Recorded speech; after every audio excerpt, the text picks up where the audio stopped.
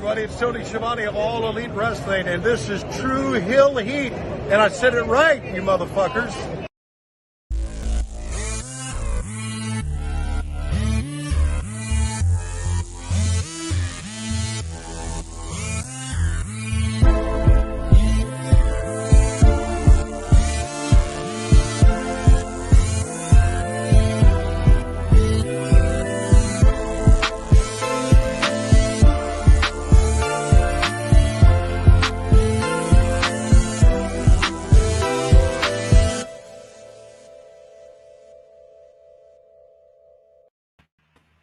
Hello, hello, hello. It is me, your True Hill Phenom, SP3. Happy holidays, Merry Christmas, as we bring you a special Thursday edition of AEWramble. This is where we review All Elite Wrestling, and specifically we will be reviewing last night's AEW Dynamite Holiday Bash from December 22nd, 2021.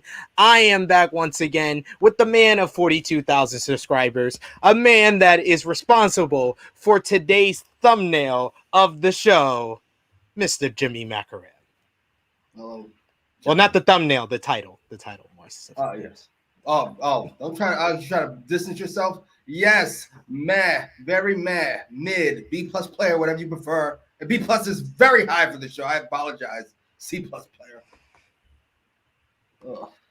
We will be having opposing views on this edition of AEWramble, where we review AEW Dynamite. We want to wish a happy holidays, a Merry Christmas to everyone watching. This is our last live stream on the True Hill Heat YouTube channel before Christmas. We did last night a watch along for the Holiday Bash, and now today we give you a special Thursday edition of AEWramble. Conspicuous by his absence is the hot take machine, Mr. Marcus Cash, who couldn't be with us, but he wishes you a happy holidays as well. Right, Jimmy? I'm sure he does. He's a very selfless person. That's one of the adjectives that we think of when we think of Marcus Cash is selfless.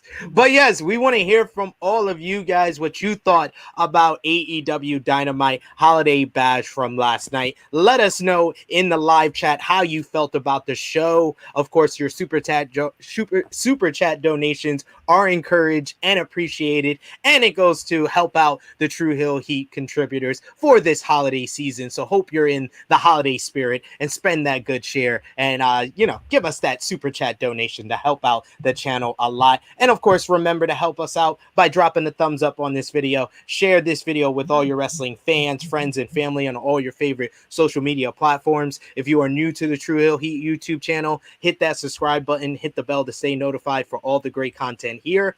And of course, you can become an even bigger supporter over on patreon.com/True Hill Heat. Become a $3 backer a month for exclusive content over there and be a part of the True Hill Heat community, where you can vote on polls on what we're going to watch along over on Patreon as well. But Jimmy, as per usual, I'm afraid to ask this, but one word to describe your feelings on AEW Dynamite Holiday Bash. Average. We know how this episode is going to go, ladies and gentlemen. In the live chat joining us, we have the Negro Buck, Nick Jackson, saying, "Morning, my good brothers. Happy holidays to you." Macau Rifkin of the live chat, Frantic World, saying, "What's up, SP3, Jimmy, and chat." Annika Wilson joining us. Thank you. I haven't seen you in a while, saying, "Fa la la la la. Hey, homies." We also got Adam Pearson, thank you for joining us, saying SP3 and Jimmy, two legends of wrestling YouTube landscape. Merry Christmas, my friends. And just for you, Adam, show my Christmas sweater. Got my Goku Baby Yoda Christmas sweater rocking here. Jimmy didn't get the memo. He would have wore his, he has a bunch of Christmas sweaters because he's always in the spirit. Absolutely.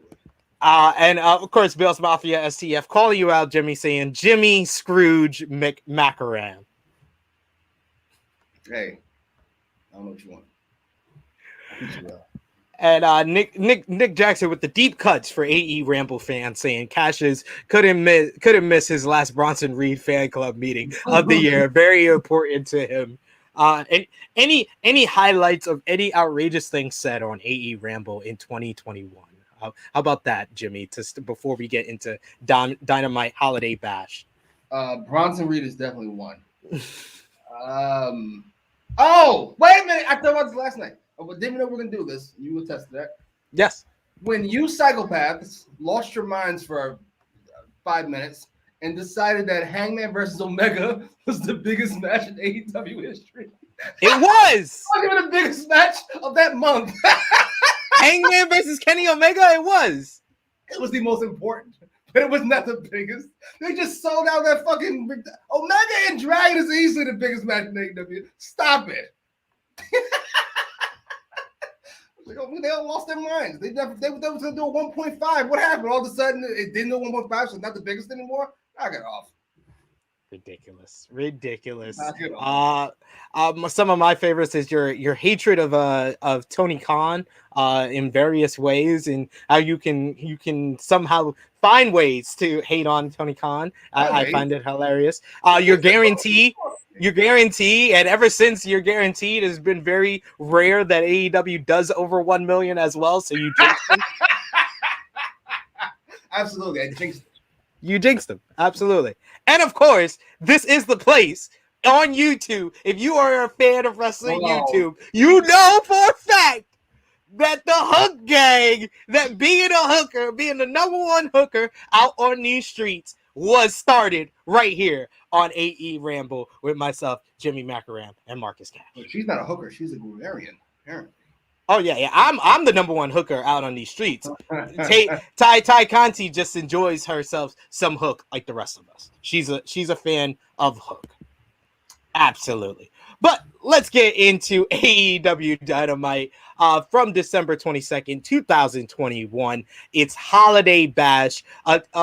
Taking place from Greensboro, North Carolina, and they kick things off with a grudge match of Orange Cassidy going one-on-one with Adam Cole. Both guys, I think they told a very good story here. We had the Orange Cassidy usual shenanigans with the hands in the pocket, but then Cole getting control with when he hits a backstabber out of the corner, setting up a hard whip into another corner to put Cassidy in trouble. Both men and their things kind of got in their ways and were the reasons why they lost control or the advantage in this match. It was for Orange Cassidy, it was putting his hands in his pocket and getting super kicked. For Adam Cole, it was his cockiness that kind of got the better of him on a couple of occasions. Orange Cassidy went crazy with dives. Before the first commercial break, the Young Bucks and Brandon Cutler, as well as the Best Friends, came out. There was a little schmoz between them. But then when we came back from the commercial, these two guys went at it back and forth. Very competitive contents until the end, where Bobby Fish came down for a distraction of the referee. And the debuting Kyle O'Reilly making his AEW debut to hit Orange Cassidy with a rolling elbow, and then Adam Cole hitting the boom, connecting with it to finish off Orange Cassidy in just over 17 minutes. I thought that these two guys worked very hard. They had a very great opener to this show. They worked their asses off for a match that not a lot of people, I think, were invested in the build up to this matchup. I think that they over delivered, and then the Kyle O'Reilly debut, I thought worked. I just didn't think the crowd reaction was there for, and it hasn't been there for any of like the debuts or like returns since like All Out. It seems like I think that they went overload with the debuts, so any debut after that has kind of paled in comparison since then. But what was your thoughts on this opener and the Kyle O'Reilly debut? What other debuts have there been? Another's O'Reilly. What's the other one? Well, I'm trying to think. I think there was another debut. There's been another debut since All Out. I'm pretty sure. Jay Lethal? Yeah, Jay Lethal, which that didn't get. See, look at that. It literally took us forever to even remember that Jay Lethal debuted at Full Gear. Let me ask you something. Who will be responsible for Jay Lethal being forgotten ever since his debut and his match against Sammy? I'm just asking. I don't know, because I don't know what the booking structure is like in the. You know what? We'll get back to that. I'm sure we will. I'm certain of it. I actually really like this match. As you said, it over-delivered, considering that build-up was horrific. If we just go kind of macro-sized, Adam Cole is coming off a feud with Jungle Boy. of which his team lost, and Orange Cassidy's coming up with a loss to Matt Hardy. I'm not sure why I'm supposed to give a fuck about this at all. I don't, but they gave me a great match. So that was good. I thought the Young Bucks coming out the first time and getting attacked was good until I saw the finish, in which the case felt kind of silly. Like, shouldn't we have just had that at the end? Like, they all come out? Well, I took it as Bobby Fish and Kyle O'Reilly got involved because the best friends were busy with the Young Bucks and Brandon Cutler. And then that's how I took it. So they didn't. Kyle O'Reilly just never got involved? Like, he just never shows up until he needs help ever? Well, no, Kyle O'Reilly was going to get involved regardless. But he's been waiting for months to debut. This is the first time the Young Bucks didn't work? No, his contract just expired in the beginning of December, sir. He's been waiting 2 weeks. 2 weeks. That was a mess. It was poorly timed. They made the referee. I don't know who it was. I'm assuming it was fucking. It was Bryce Rensburg, actually. They stuck up for my man Rick Knox. There you go. It felt like it because it took forever for Colorado to pop up. Yeah, I think he missed his cue. Yes, because when they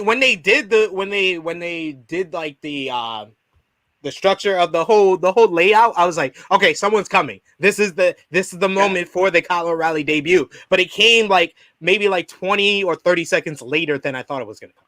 Yeah, it was odd. I thought that was fine. The Young Bucks coming out. Did you get to that part yet? The post nonsense the Young Bucks always do. Post-match saw the best friends come back out, but they are taken down quickly by the reunited Bobby Fish, Kyle O'Reilly, and Adam Cole. We have a moment where Kyle O'Reilly and Adam Cole stare down at each other, and they tease a little bit of tension because the last time we saw them was their feud in NXT. They lay out the best friends with the high-low, and then the Young Bucks come down and don't seem to have known this was coming. Cole basically looks at the Young Bucks. He looks at Red Dragon. He looks at the Young Bucks, looks at Red Dragon, and he seems like he is torn in between his two sets of friends. It doesn't seem like this was the surprise that the Young Bucks were expecting. What did you think about this post-match activity here? I'm trying to be nice. It's not coming out. It was melodramatic as all things Young Bucks storyline wise is, with the fucking they try to be thespians and make faces like it's fucking Denzel and Meryl Streep over here. It's fine. It's a fine setup for where we're going, wherever that is. That was the best part for me for the Kyle O'Reilly debut, is that they didn't waste any time of giving us the story that we thought they were going to tell. Either they were all going to be together, or it was going to be for the love and the custody of Adam Cole, and it seems like that's the setup that we got. I love the little visual that I just showed with Adam Cole, Kyle O'Reilly, and Bobby Fish, because this was the same visual that we saw during Adam Cole's debut in NXT in 2017 in Brooklyn. So just that whole shadowing, and then it was made official on social media that yes, Kyle O'Reilly is officially #All Elite. He becomes a member of the All Elite Wrestling, and he has a new t-shirt already out, The Violent Artist, Kyle O'Reilly. Do you think that this is a good addition? And although you didn't see a lot of the his run in Ring of Honor like Kyle O'Reilly, as well as what he did in NXT with Undisputed Era, with Cole and Fish, are you excited about the potential of maybe a Cole O'Reilly Fish versus the Elite? In a word, no. In a couple words, not really. I get it. I'm cool with it, but I'm not looking forward to it. I would say Kyle O'Reilly is lucky he's friends with Adam Cole, because as we've seen, if you're not connected to the Elite in some way and you debut, it's only a matter of time before you are shuffled down the card. By the way, before I forget, Andrade was on Dark. He was? I didn't even know that. Well, you read the bottom ticker. I don't say Andrade down there. Rewind that, motherfucker. Bottom ticker. That's what happens when you feud with Cody. That's the thing. Oh, that's what feuding with Cody. Cody either gets you injured, off TV, or on Dark. That's how it goes. That's how it goes. I.e. examples, Anthony Ogogo, QT Marshall. This goes on and on, you know? We got Bills Mafia, SCF, as always, representing hashtag Cook Gang.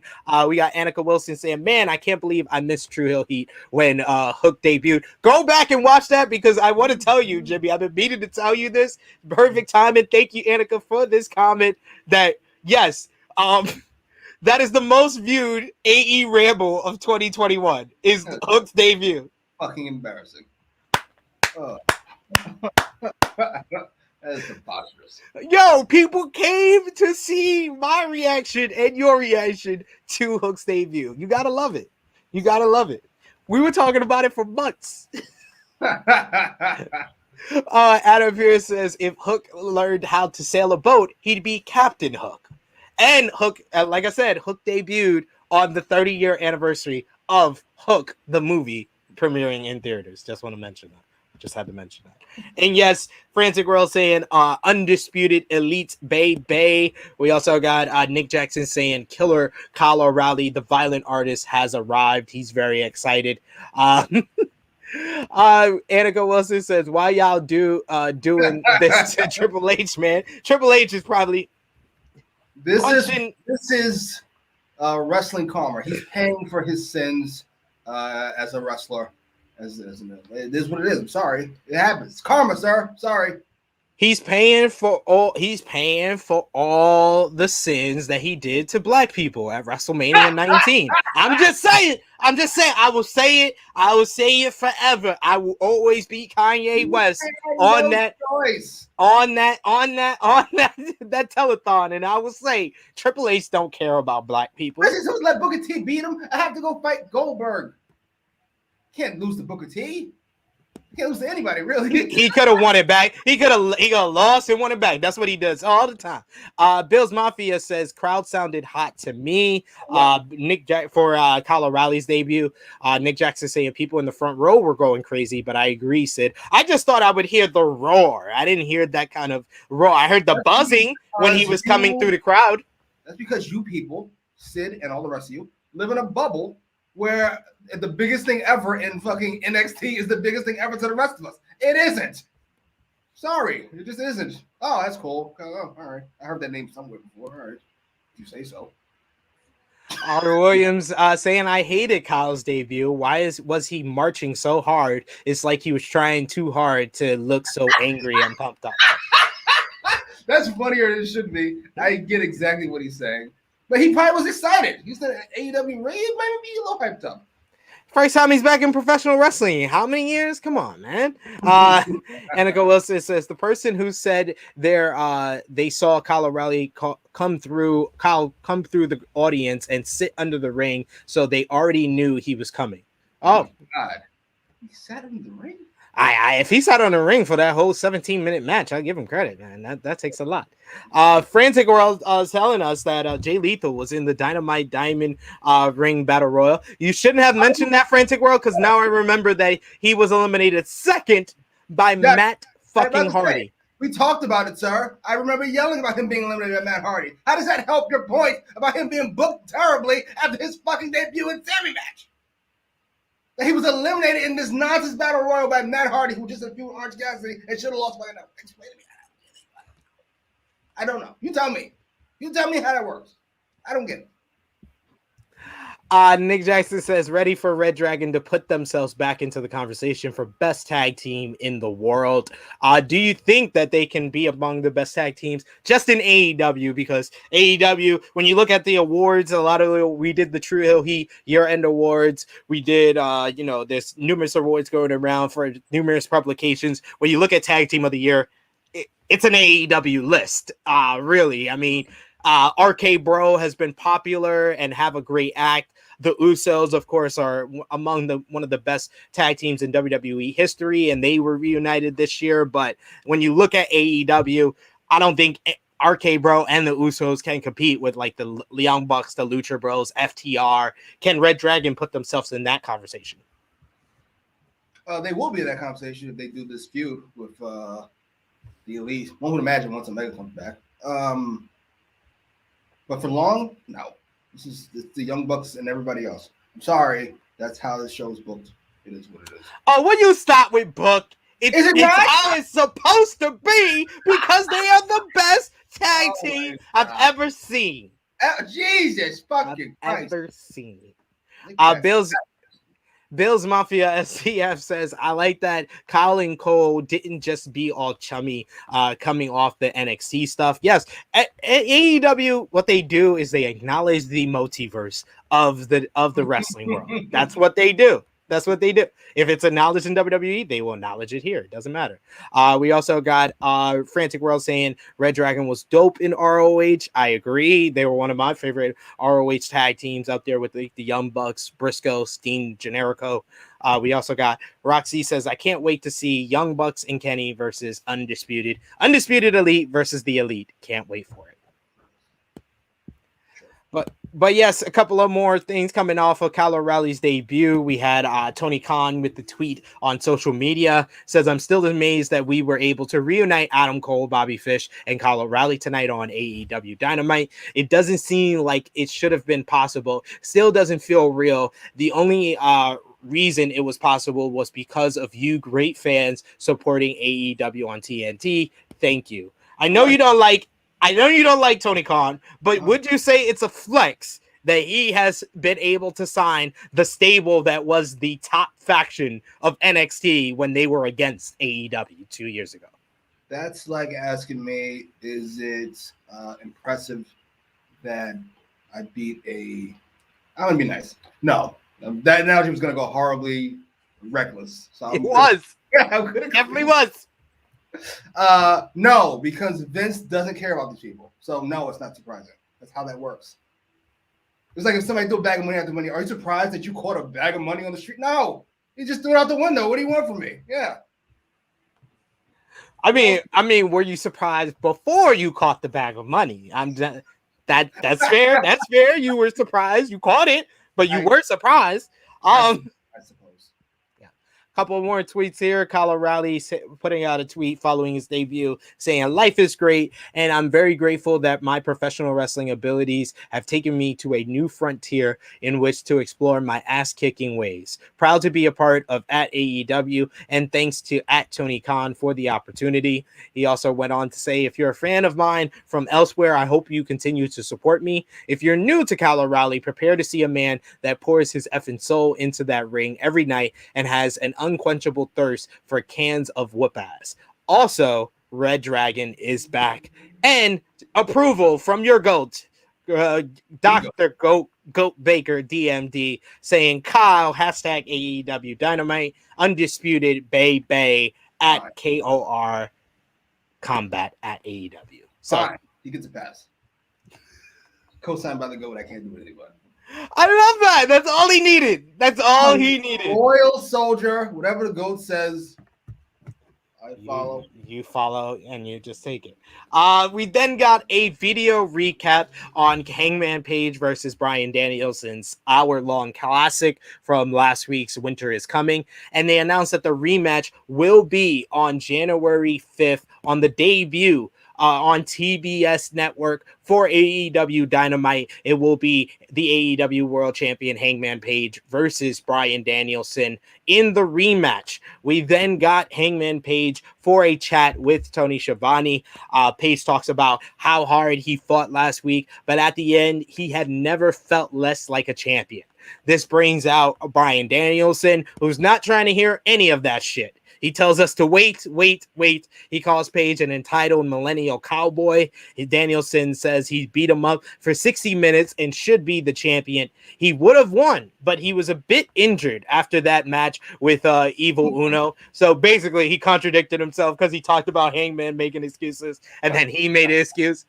He says, therefore, Danielson is not going to wrestle again until January 5th, so he can take the title as he should.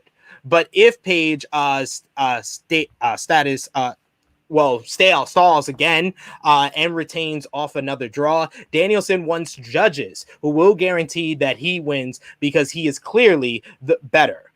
Page thought of a variety of options from a ladder match to an Inferno match, but it is clear that something needs to be different. He was 3 seconds away from winning, so sure, the judges are fine. Just make sure the judges are paid off in advance because Danielson isn't going to win. Page has given way too much for this title to be told that he isn't good enough or a B+ player. Can Page beat him in less than an hour? Yes. So I absolutely loved this promo segment. Like, Bryan Danielson is such the best asshole. Like, he is such a pretentious asshole. He contradicted himself during this promo, but he always seems so full of himself, doesn't care about the fans, put down Hangman Page, and then Hangman Page is just determined. He's motivated, and then he used Bryan Danielson's kind of phrases that we know of Bryan Danielson's time in WWE, B+ player. And yes, at the end of the promo, that was the cherry on top of a great segment that really hyped up and brought the anticipation for this rematch up. What did you think, Jimmy? Hangman and Dragon having a promo segment. It's almost as if that would have been useful before the first match, you can imagine. They had a promo segment. Will you stop? Oh my God. Missing in action, and Dragon had 5 matches against these bums in a row. Come on, what are we doing here? What is this? What are we doing here? What is this? A boxing contest? That aside, I did love this promo exchange. Dragon is fantastic. He is walking hypocrisy. Everything he says is the exact opposite of what happened or the way it is or what he thinks. He's not going to make excuses. He makes an excuse. He complains about Hangman stalling. That's all Dragon did the first 15 minutes of that goddamn match. I thought it was hilarious. I thought Hangman was good at the end. I cannot tell you how hard I was rolling my eyes in the beginning because I do not need disappointed Hangman because that makes me sick. We just worked past this. I never felt less like a champion. How about when you were feuding with Matt Hardy? I mean, what? I do agree with you.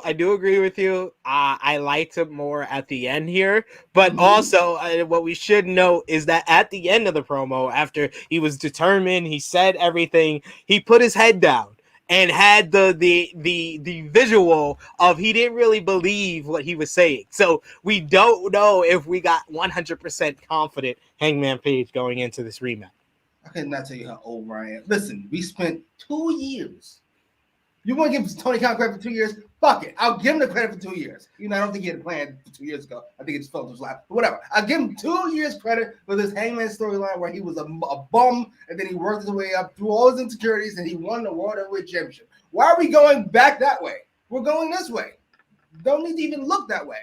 I didn't get done in an hour. I'm going to get it done this time. That's it. That's all I need to hear. I don't need some melodramatic, am I a champion? We just did that. We just did it. Just about a belt. Enough. No more of that. No more of that. Please. I don't have so much. Or have him lose it. Fuck it. Is it fucking? I want him to lose. Next up, we had another great promo segment. This time backstage, we see the Pinnacle is having a meeting. MJF wants to know why Wardlow didn't have the champagne ready in time last week, so he could have protected MJF from CM Punk. MJF sees right through Punk saving Sting, and he says all of this is Punk's fault because that good guy mask is slipping off faster than Sting's Krusty the Crown makeup. FTR has no problem with CM Punk, but when he comes after their family, they say that they got to take him out and says they are coming after the 3 kings of wrestling. Yes, they said 3 kings on a Christmas edition of Dynamite. He says now it's time for the kings to destroy him. So I thought that this was another great promo segment. And they should give us more of the Pinnacle together because it always works and it's always good. What did you think? Isn't this the first time we've seen them as a group in how long? It's been a while. Probably since like All Out. Yeah, the Derby jumping. Oh yeah, the Derby jumping. You're right. That was before Full Gear. Yeah. Okay. Yeah, this worked. MJF is fantastic. Dax is fantastic. I'm glad it was only those 2 talking because that's how that's supposed to work. And more importantly, I feel like I felt Wardlow's energy here. I love whatever that energy is. That kind of, if he says the wrong thing to me, I'm gonna snap. That kind of face he had, I'm here for it. I like how this is progressing. Absolutely. I enjoyed this so much. So much. We got Marcus 8915. He says, you got to add the Briscoes to the list of the best tag teams in the world. Well, if the Briscoes come, huh? They don't have a job, or they in GCW.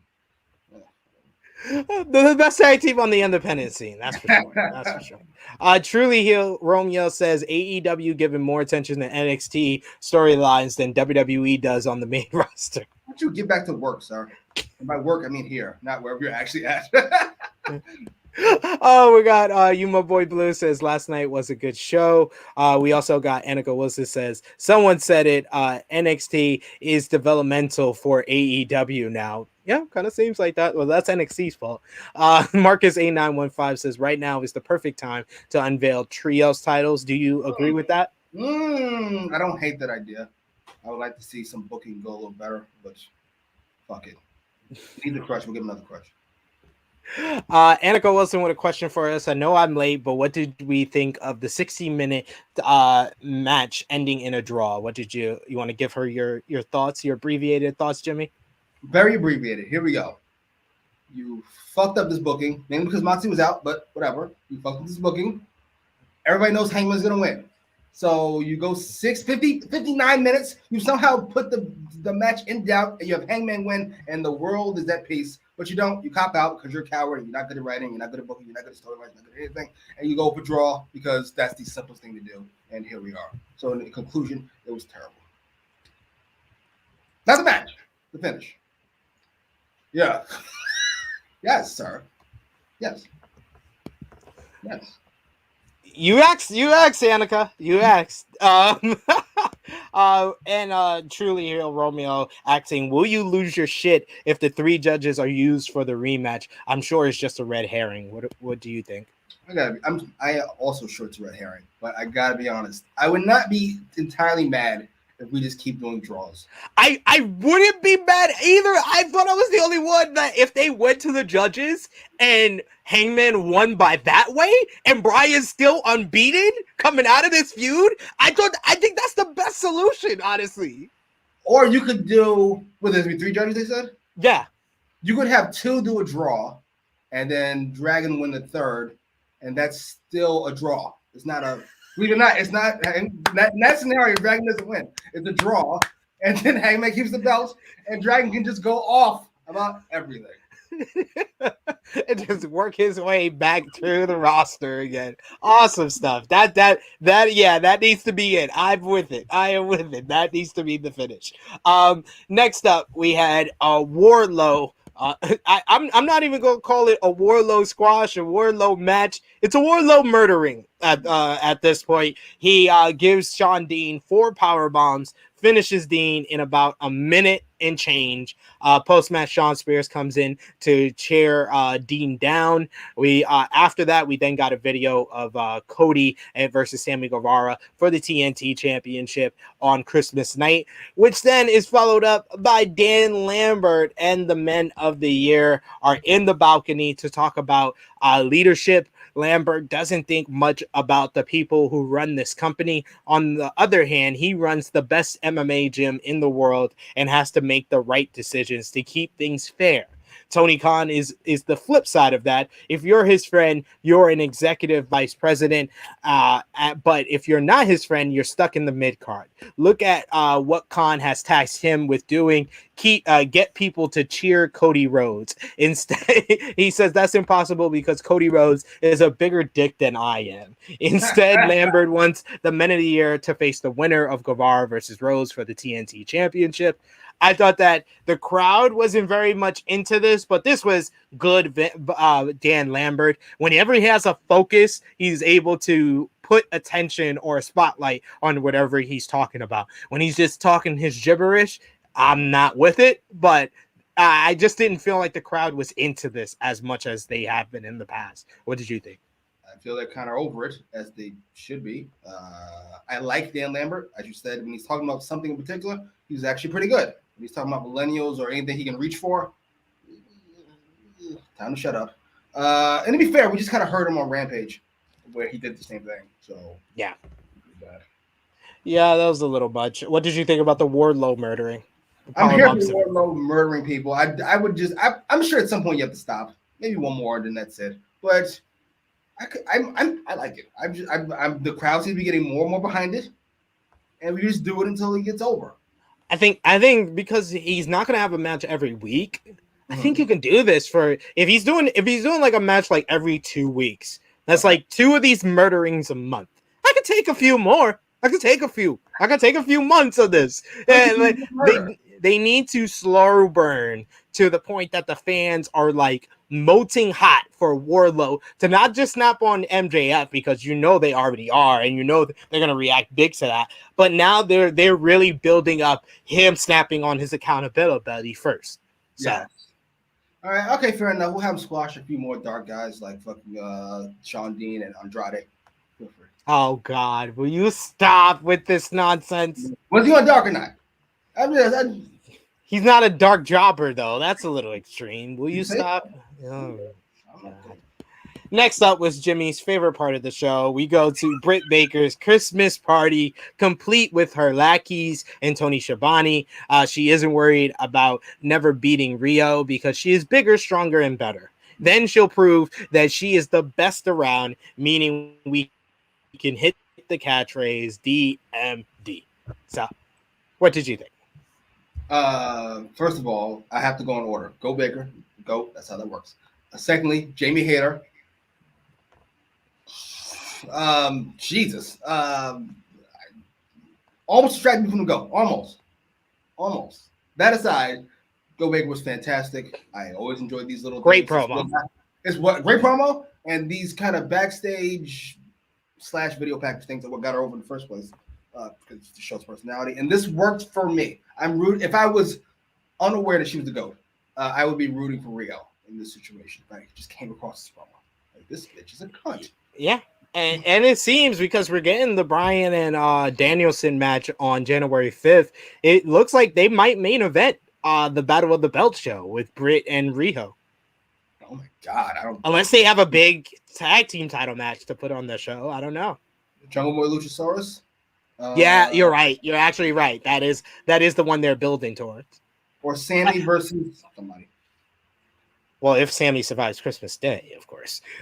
Video on the Owen Hart tournament, meaning we get a lot of clips, which I thought were great, of Owen with this is actually from Made by Romeo here. From you'll shoot your eye out, kid, because Britt Baker did say that at the end of her promo there, so that was great. That was a great reference there. A lot of great references to Christmas themes on the show. But yes, next we had the Owen Hart clips on the Owen Hart tournament, and also wrestlers talking about Owen. We hear from Dustin Rhodes, Mark Henry, Matt Hardy, Adam Cole 2.0, and a lot of people talk about how Owen was a great wrestler, a great father, and a great ribber. Like, literally, people were saying he was a ribber on the same level as he was a father and a wrestler. they just randomly just kept saying it throughout this thing. I thought the home video stuff was really cool, and I thought that this was a good presentation to the tone of what these tournaments are going to be. What did you think?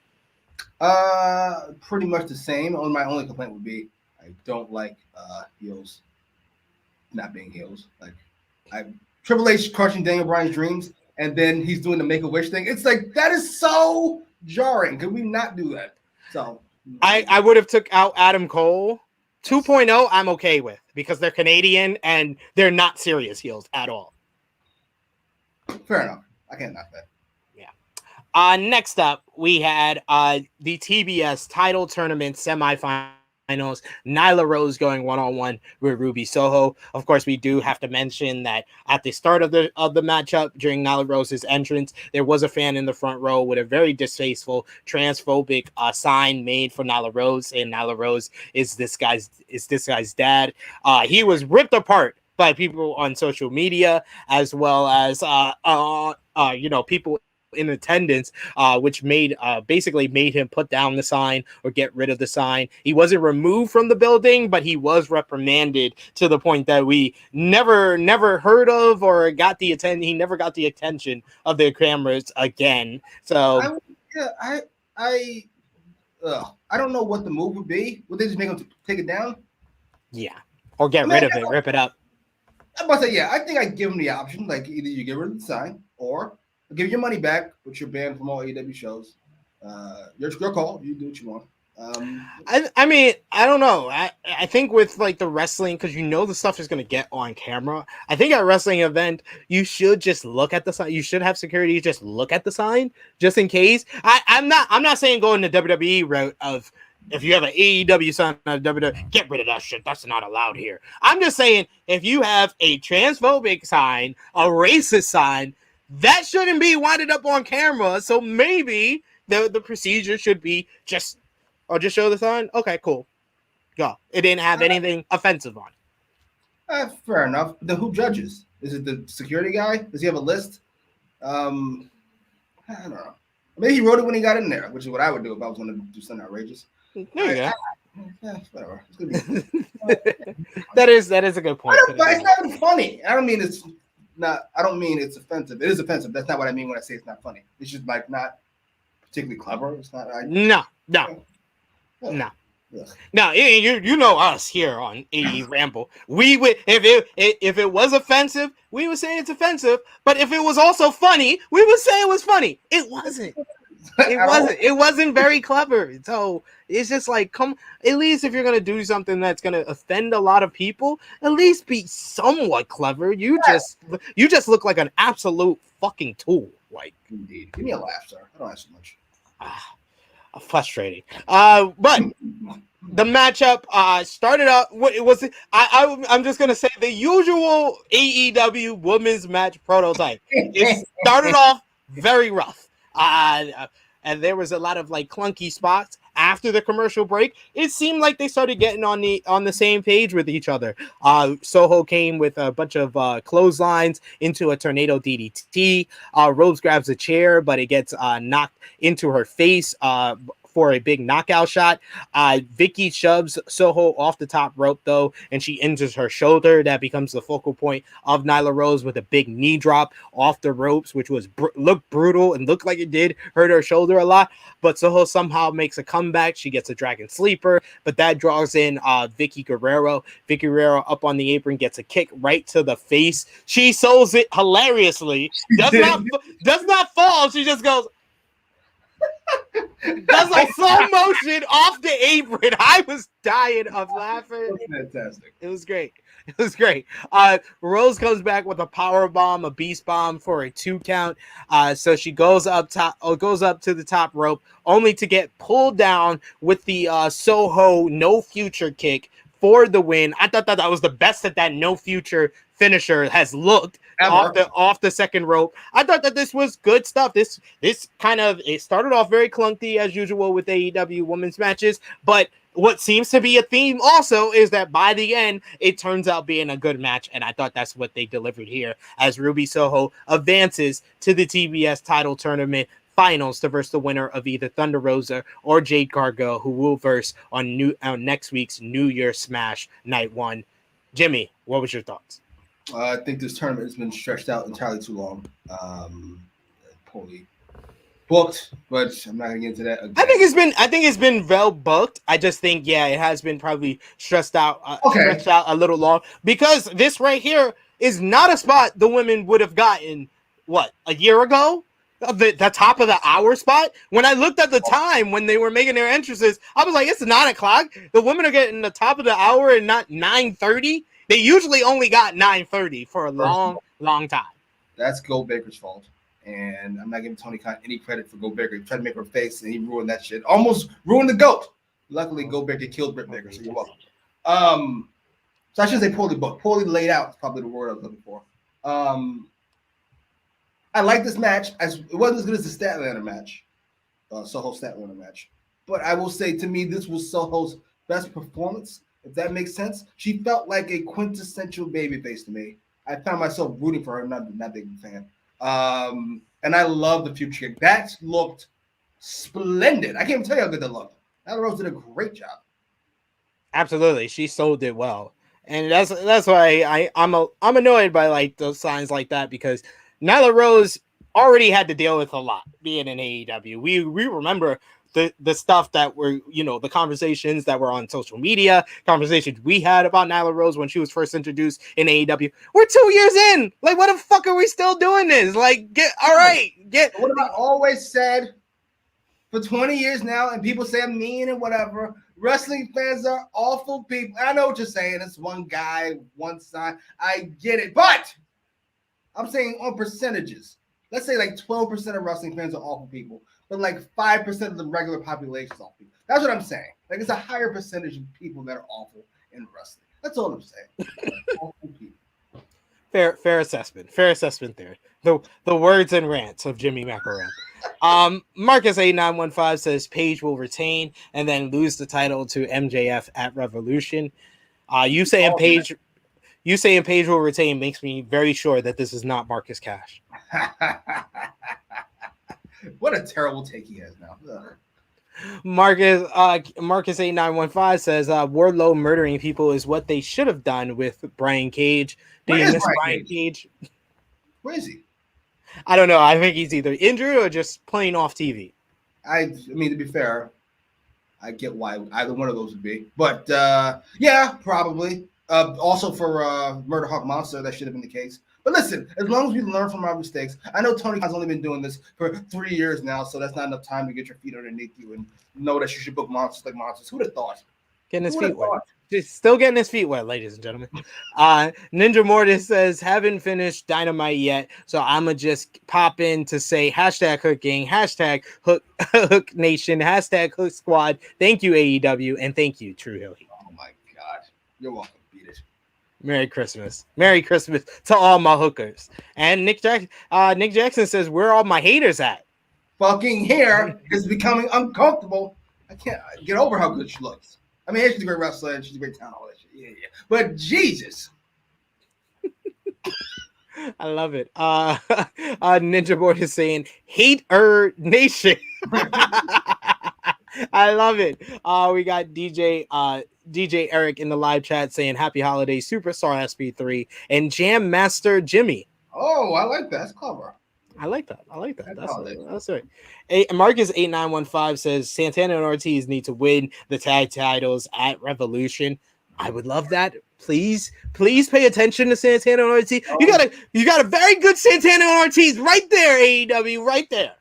We have to keep doing goofy stuff because you know what? I don't know who's in charge. Who's in charge of this? I don't know. CM says because it showed Owen was a whole person and didn't need that whack of a gimmick Vince made him do. Yeah. I mean, yeah.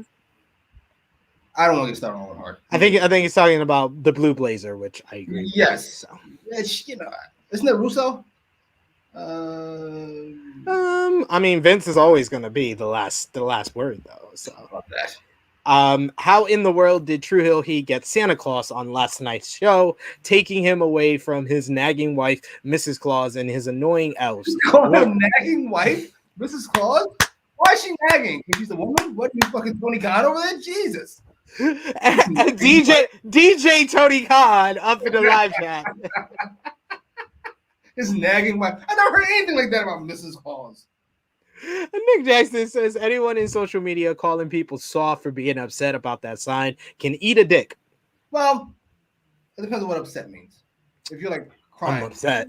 You're probably are soft. But for thinking he's a cunt, no, not soft. Yeah, made sense. CM says he made it in the show. The irony of doing that near UNCG though is hilarious as fuck. I wish I knew what that was. Yeah, I wish I knew too, but Nick Jackson says, glad I have this and the watch along to keep my mind occupied while I'm quarantined till I can get a COVID test. Much love, good brothers. Hope you're doing well, man. I know it's rough out here. It's a rough time. everybody is catching it at some point, it seems, but be safe, and hope you are enjoying the quarantine. Your final live stream before Christmas. Don't worry, we'll be back with more, and we got our countdowns next week as well. So much to enjoy from the True Hill Heat YouTube channel, as well as AEW Dynamite last night. Next, we had a video package on Serena Deeb versus Hakarashida. And Serena Deeb says that this will never be over and that she will keep coming after Shida. Are you happy that last week was not the end of this feud? You know where that promo would have been good? A couple fucking weeks ago. Anyway, I'm happy it's not over because I was not pleased with the third match. And Serena Deeb deserves so much better.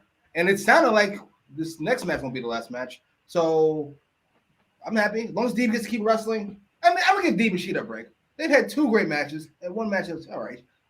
So I'm sure they got it. Yeah, it wasn't horrible. Like we've seen bad matches. There was like that Kira Hogan versus Penelope Ford match a couple of weeks ago. That was rough. So next we had Malachi Black going one-on-one with Griff Garrison. Griff Garrison with Brian Pillman Jr. in his corner. He charges into a kick to the face to start from Black. Black goes after Pillman instead, but the delay lets Garrison come back with a suicide dive. He's fired up, but Black grabs a knee bar to send Garrison over to the ropes. Back in, Black strikes away, but Garrison kicks him in the face, and a roaring elbow knocks Black down again, but Garrison gets rocked with a great jumping knee right to the face.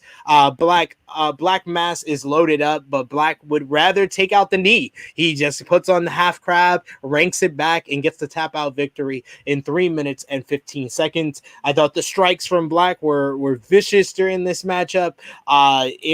This was like an extended squash. It made Garrison look fired up following what happened to Julia Hart, but it made sure that we knew Black is better than him.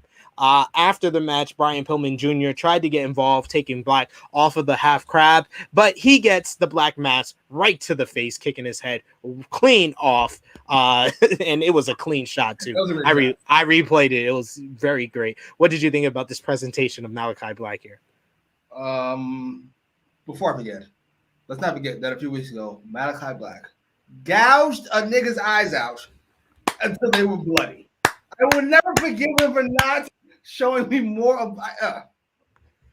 It's the worst. It is one of the most grotesque, outside of that stupid fire spot, the most grotesque things that's ever happened on AEW TV. Maybe that's why. Maybe they got in trouble. They didn't want to repeat the Nick Gage thing. Anyway, I don't know. I will say this. This to me, after thinking about it for a little bit, feels like we're hitting the restart button on Malachi Black after the Cody Rhodes situation. So after that mess, we're gonna all right. Let's see if we can do a Miro and build them from the ground up. Griff Garrison, Brian Pillman, Julia Hart. I'm not mad at it. I enjoyed the way the match was booked. I wouldn't be mad if he took these kids under his wing in some weird Ministry of Darkness thing.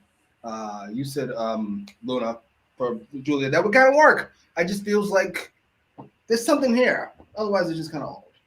Yeah, there's a shell life for the Varsity Blondes. This would be a good transition for them. And with Pillman, I think you could tap into maybe a little bit of his father there if you make him tap into his dark side a little bit. You never know. Next we look at Jurassic Express and Lucha Bros stare down from Rampage. We then get Matt Hardy wants Private Party to be the new #1 contenders, and we set up a match for Isaiah Cassidy versus Jungle Boy on Rampage, where Matt Hardy says Isaiah Cassidy is going to pound that ass of Jungle Boy. Jungle Boy is fine with the challenge though. Christian Cage tells people to get their new Christmas shirt, and Jungle Boy says, "You think you're gonna pound my ass on Christmas night?" And he says that's not gonna happen. Loved the Luchasaurus and Christian Cage's reaction to the pound my ass lines. That was funny. To me, this is Jungle Boy's best promo though. I felt like Christian's been working with him. I enjoyed it very much. Yes, I'm really enjoying this Christian with the Jurassic Express more than I thought I would. Right? I give Dummy credit. This works. This works somehow. They went over all the matches for the next couple of weeks. You know, Rampage, Christmas Day. You got the Hook, the main event. Hook Hook in his second match versus Bear Bronson. You also got Chris Statlander versus Layla Hirsch. There's, Why? Why? What? I don't know what to tell you, sir. Layla Hirsch? No, Layla Hirsch is. What the fuck we have this match? She's definitely a babyface. The aforementioned Jungle Boy versus Isaiah Cassidy, and of course the main event of TNT champion Sammy Guevara going one-on-one with Cody Rhodes. They also tell us New Year's Smash next week. We're gonna get a couple of trios matches. You're going to get Eddie Kingston and Santana and Ortiz versus 2.0 and Daniel Garcia, as well as the in-ring debut of Kyle O'Reilly teaming up with Bobby Fish and Adam Cole. Undisputed Era reunites to verse Best Friends and Orange Cassidy, and the final TBS title tournament semifinals match of Thunder Rosa versus Jay Cargill. Are you looking forward to next week's show? No. In a word, no. I've let them. The last 3 hours of Dynamite content has been very average. I'm sorry. Anything Hangman and fucking Dragon are not involved in these last 2 shows.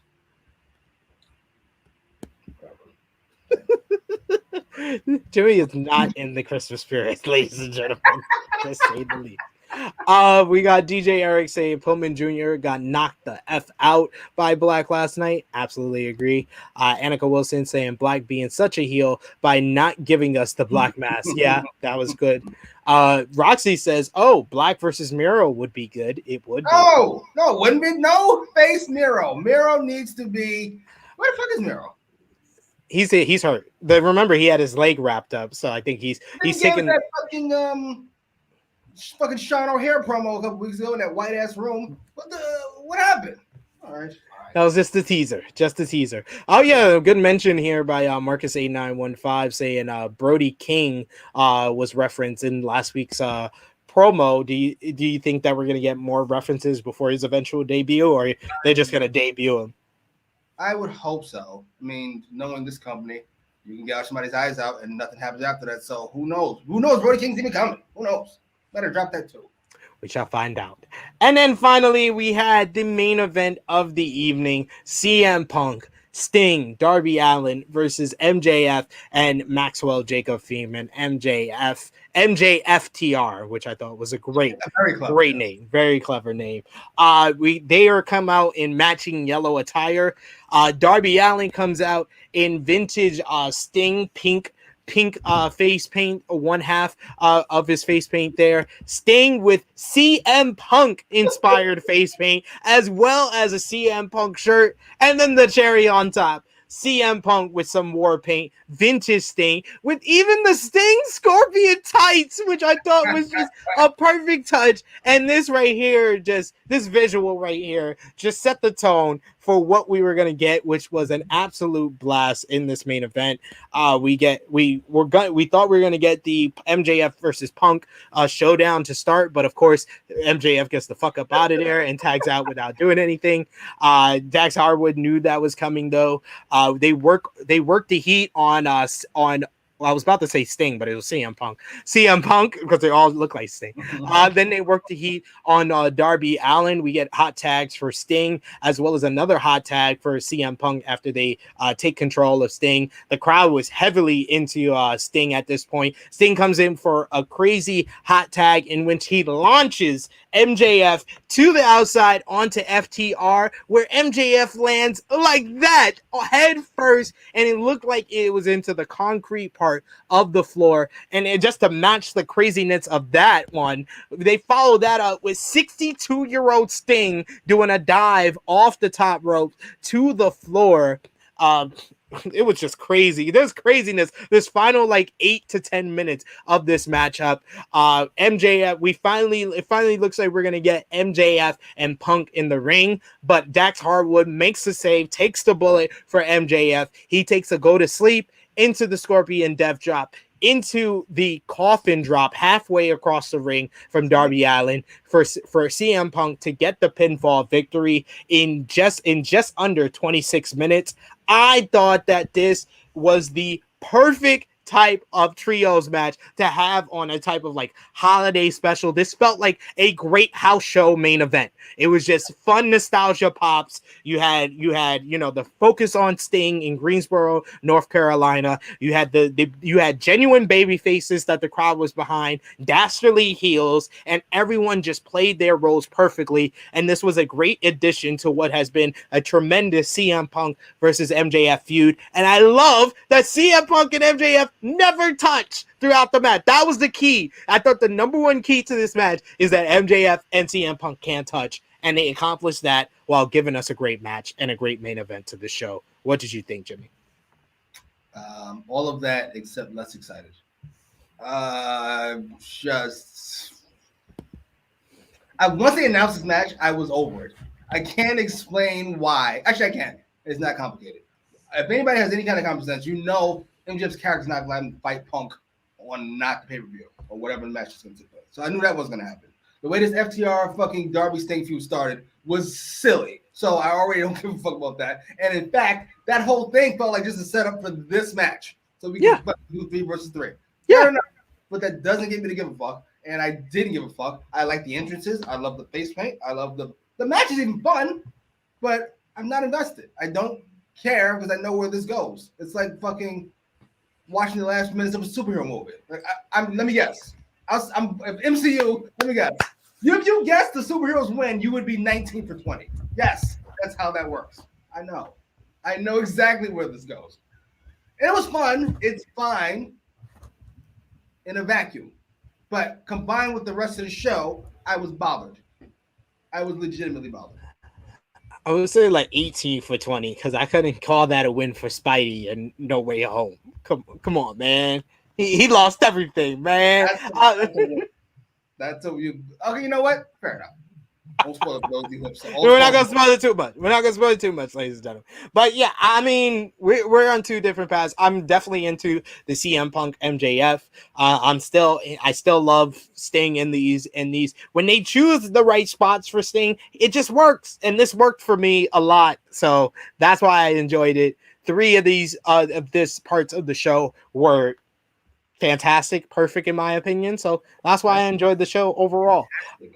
Fantastic. Perfect.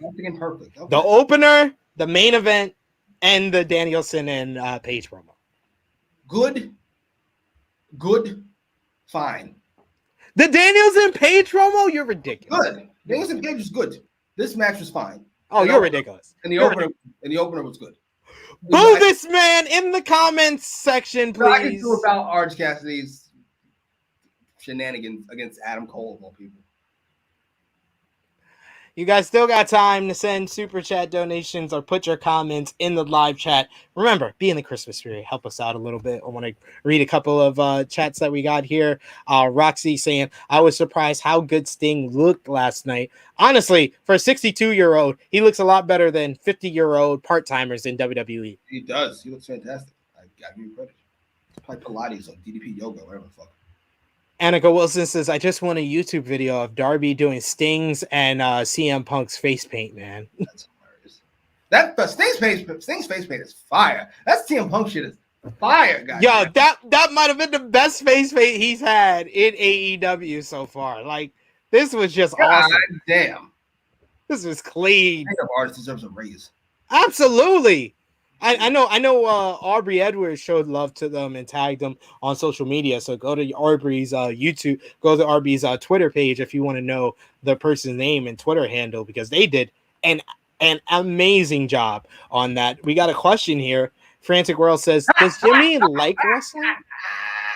Yes, when it's done well. As a matter of fact, if you would have saw, I busted a nut when fucking Malachi Black gouged out Pac's eyes. I love that whole match. I love that whole finish. And then they did nothing with it because Tony Khan hates my guts because I exposed his blown up women's shelters. Wow. Why does nobody care about this anymore? Why is it just me? DJ Eric says, come on, Jimmy, get into the holiday spirit. I am. I'm going to go donate some gifts to a women's shelter after this. Why do you hate vagina, sir? Riddle me that. Did he just say, why does Tony Khan hate the China? This woman wants to ask him a simple question. He told her to shut up and he kicked her in the face and threw her out. That's not nice. Is that nice? I don't think it's nice. I have a sister. I have a mom. I don't want to. DJ Eric says MJF takes MVP of the night from taking that sick ass bump to the outside where he hit his head. Well, how scared were you watching that? Very scared because I remember Draws, and I remember Steve Austin, which worked out significantly better than Draws, obviously, but yes. Super concerned. It was scary. That was a scary spot. We got Roxy agreeing with Frantic World about Jimmy liking wrestling. Lovely. We got a super chat donation from CM. Thank you so much, CM. We appreciate that. Be it in the holiday spirit. Saying this channel greater than everything. Yes, we're gonna donate that money to your woman, so we're gonna do the right thing. You know, we're gonna donate that money to. We gotta save as many women from Tony Khan as we possibly can. When I send the email to AEW next year, like, can I interview Tony Khan? And like, sure, let me look at your channel and see what's been said about me on your channel. God damn it, Jimmy. ABB saying the main event was great, loved it. We also got GJ Eric saying Jimmy is still mad that Santa didn't bring him a Turbo Man action figure for Christmas many years ago. God, sir, you know what? Simply for the Turbo Man reference. My second favorite Christmas movie. I love it. Jingle All the Way? Absolutely. Jingle All the Way. Like, if you don't have that in your top 5 Christmas movie, what's your number one? Jimmy? Christmas Story. You should try out, kid. I love that movie. Because I'm a New Yorker, it's always been Home Alone 2. Really? Yeah. Because it lost to New York. That I could see myself in Kevin McAllister. So that's why I like 2. I think 2 most. I go 2, then Jingle All the Way, and then Home Alone 1. Do we count Die Hard? Yes, of course. You got to count Die Hard. Die Hard's in the top 5 as well. See, it's on my list somewhere. Yeah, and Bad Santa as well. Ooh. Okay. I hate that. Absolutely. Yeah. And of course, we're getting down to we're finished up with the review. We're going to give you our MVP, LVP match of the night. Let us know in the live chat. And of course, let us know your favorite Christmas movie because people are already doing it. We got DJ Eric saying National Lampoon's Christmas Vacation is my number 1 Christmas movie. We also got Annika Wilson says Die Hard is a Christmas movie. Roxy says Home Alone 100%. So got some love there.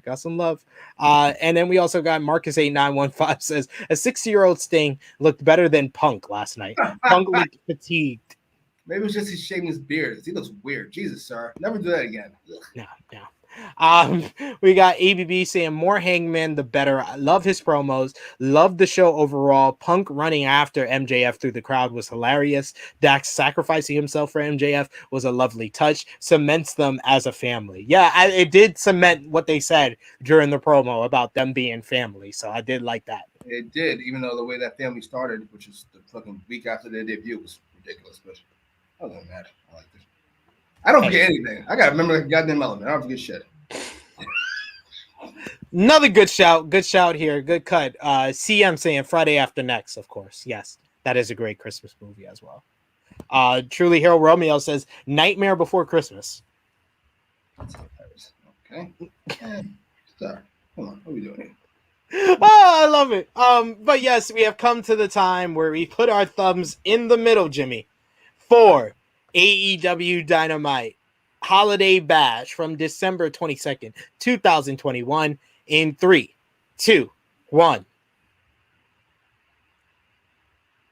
Wow! After all the hate, after all the aggression, he gives it a thumbs up, ladies and gentlemen. I gave it a Christmas bump.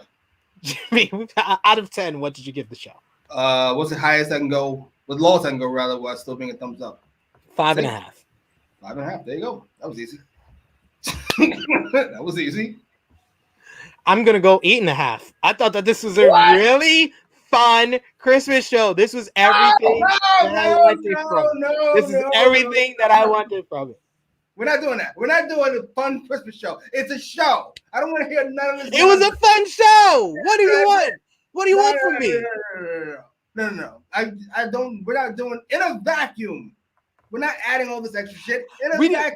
We didn't name the episode in a vacuum this time. Like we can't. No, I'm not saying it's just it's just a fun Christmas show. It's a fun show in general. I had a blast watching the show. No part of it was really dull. There was stuff I didn't like. There was stuff I could nitpick. But overall, the overall product, this was a 8.5 out of 10 show. Jesus fucking Christ. Look at that. We got Annika Wilson saying Jimmy's heart grew an inch. Yes. We also got DJ Eric saying Jimmy Macram fears Tony Khan. That is absolutely true. I told you, the mom and the sister, I don't want him anywhere near them. Very concerned. Yes, sir. You can't be. Can I ask you a question? Why does he get away with that? I just want to know how he gets away with that. I mean, it wasn't egregious. Maybe it's because we have Vince on the other side, who's done God knows what in his time. That him telling a female reporter to fuck off is not the biggest deal in the world. Fair enough. I get it. Fine. Just me. I'll be alone here. Absolutely. Lovely stuff. We gotta love it, ladies and gentlemen. We also got DJ Eric saying how Jimmy Macram stole Christmas. Sir, all I'm saying is I want a good show. This was a fun show. This was good for a Christmas show. No, that's why I used to skip the Thanksgiving SmackDown. I used to skip Tribute to the Troops because I have no interest in these shows because they're going to be full of that nonsense that I don't want to see. I might skip Rampage now that I think about it. Frantic World says, wow, so Jimmy does like good wrestling. Yes. Who was your MVP of the Holiday Bash? Dragon. Brian Danielson. I'm going to go with the former members of the Undisputed Era, Adam Cole, Bobby Fish, Kyle O'Reilly. We got to see the UE, the Undisputed Elite, in an AEW ring on this episode. Kyle O'Reilly, I think, is in a much better place here than he was in WWE. He doesn't have to verse Encino Man anymore, and he can actually verse professional wrestlers again. So I'm happy for Kyle O'Reilly. Same. I look forward to all those great matches he's going to have on Dark. Probably against Andrade, if I had to guess. Great feud. I'm here for it. Good luck, sir. Awful. LVP of this episode. Well, who's your LVP, Jimmy? Romeo says, damn, fuck the troops, huh? Romeo is a troop. Oh. Well, yes, sir. No, you guys can enjoy the show. I have no interest in it. Enjoy it. Feel free to see, I don't know, Stone Cold throw beers or something, or whatever. Fuck, John Cena do some nonsense. Tribute to the troops had some good shows. Stop it. Don't do that. Vince gave them motherfuckers scraps. He gave not half of a fuck. Yeah, I'm actually gonna go with just Kyle O'Reilly and then Sting as my MVP. Sting, because I'm sorry, 62 years old, he should not be moving and doing the thing that he did. Do you hear what he said? For 62 years old, in a vacuum was Sting the MVP. No, stop it. He was the MVP of the night. LVP, I don't remember what I hated from the show. I didn't like a lot of things, but I didn't hate anything. I don't think. I guess I go with Tony Khan. So that's my team. Oh, you know what? Wait a minute. No, yeah, sorry. Sorry. He said sorry. I'm gonna go with the fan with the Nyla Rose sign. That's what I'm gonna go. That's a good pick. That's what I'm gonna go with. Just for being a cunt. Just for being an unclever cunt. Yeah. That's the biggest crime. Is on unclever. You're not only just transphobic, you're an unclever cunt. That's North Carolina though. There's got to be a couple of them. Good point. We got EVB in the live chat saying, I remember discovering Jimmy first through the boys review reactions back when it first came out. Thought he was chill and funny. When I first saw him here, goddamn, it was a change of pace. You know why? Because the boys is good every week. And AEW is not good every week.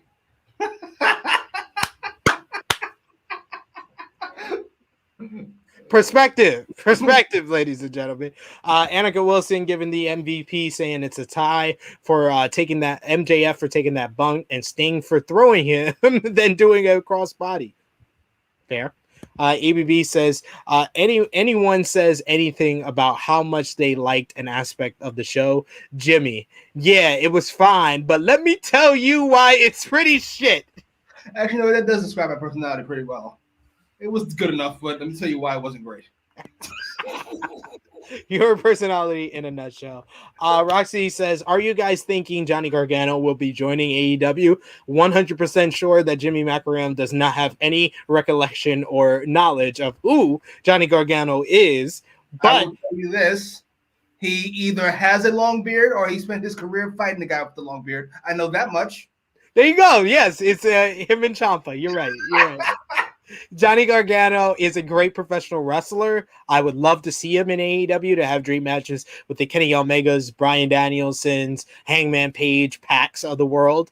But he does have a lot of things that are pulling him back into the direction of WWE. He has a closer relationship with Triple H and Shawn Michaels than anyone on the roster. His wife is pregnant and still signed to WWE, so he has a lot pulling him in that direction. So as of right now, as of today, December 23rd, 2021, I am 55-45 that he goes back to WWE.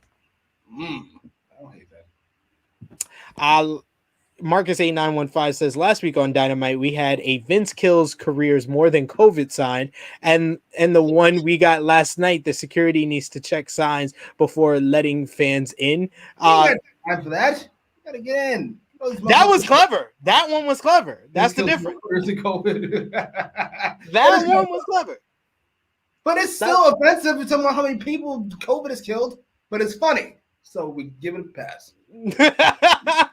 Marcus 8915, like we said on this episode, like we are all for calling something offensive that's offensive. That is offensive to people that have suffered with COVID and it hurt their career or even their lives. But it's at least funny. It's at least clever and funny. So, Frantic World said, did you guys see what the Cavender twins said this week? No, I did not. It's these two blonde twins that go to Fresno State University. They play basketball and they've been signed by WWE under their NIL program. Their next you know what? I remember reading an article about the replacement for the Bella Twins. Is that them? Basically, they have They have like almost 4 million followers on social media. Gotcha. So they're pretty popular. EBB says MVP is Salty's Taz, reminding us how this is his last Dynamite on commentary. I love Taz on commentary during this entire episode. We need to figure something out because I thought this is the best the commentary team's been since, I don't know, early on the AEW run. Taz is great with those two guys. Absolutely. EBB with a question for us saying, Merry Christmas, lads, and with the super chat donation. Thank you so much for that. Merry Christmas, lads. Enjoy your holidays. Any shows to binge that you'd recommend? Jimmy? Black Sails is a top 5 TV show of all time. It has 4 of my favorite 30 characters in the history of television on it, including number 3, Captain Flint. You have to watch that show. It is so violent and preposterously fucked up and manipulative, and it's Machiavellian. I love that goddamn show. Watch it. There you go. If you haven't already, go out of your way to watch Hawkeye. Me and Jimmy just finished it up. That should be up on his channel today or tomorrow. Definitely go out of your way to watch our reactions to that because we had a lot of visceral reactions to our boy, to our favorite Netflix Marvel Universe character joining the MCU on Disney Plus. So for sure, check out that. Also, I watched this week on Netflix Kevin Hart's True Story with Wesley Snipes. That was really good. It was really fucking good. The ending was slightly predictable. You could probably see it from the beginning, but how they got there was really good. And Kevin Hart, again, he's been killing it with his Netflix, either like the Fatherhood movie that he had, and now this limited edition series. It's just like 7 episodes, so it's quick to binge watch as well. So it's good stuff. So, yes, and I think that's the last one we get. Marcus8915 saying Hawkeye should get more love. 100% agree with you. Jimmy didn't give it enough love, but you should see that on his I channel. liked it. It was fine. It's better than Falcon and Winter Soldier. That's This is blasphemy. Jimmy, where can the people find that video on Hawkeye as well as find you on social media, sir? On the YouTube at Jimmy Macram, on Twitter and Instagram at Jimmy Macram, where I will say things about wrestling that bug me, as I do here every week. And we enjoy you for that. Will we see you next Thursday for New Year's Smash? Ugh. What's the main event? Yo, your reactions to stuff is just hilarious. I think it's the Undisputed Elite versus Best Friends in Orange Cassidy. I'm already sick of this feud. I'm already sick of, like, oh my god, Adam Cole versus fucking these bums. Yeah, I guess I'll at least fast forward through it. You are so mean, ladies and gentlemen. But yes, you can see us back here next Thursday. Find me on the Twitter machine at TrueHeelSP3. You can also find the gang on Facebook, Twitter, and Instagram at TrueHeelHeat. And of course, become a Patreon backer, patreon.com/TrueHeelHeat. We got exclusive content up there right now. Today we're going to be dropping New Japan Pro Wrestling Best of Super Juniors 28 and World Tag League 2021 review with myself and Jay News. So definitely is a great time to become a Patreon member on the True Heel Heat Patreon.